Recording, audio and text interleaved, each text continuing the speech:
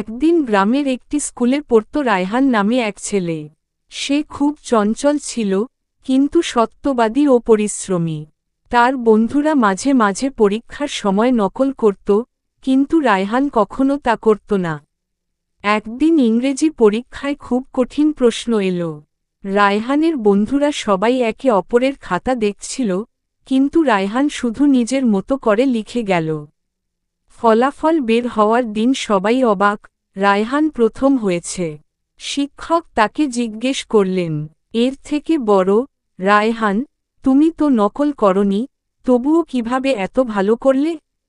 রায়হান হেসে বলল, এর থেকে বড়, স্যার, আমি রাতে বেশি সময় ধরে পড়েছিলাম।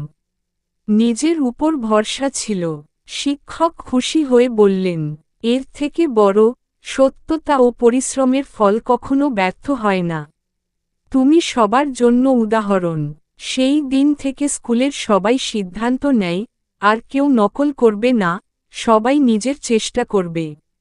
শিক্ষা: সত্যবাদী ও পরিশ্রমী হলে সফলতা নিশ্চিত।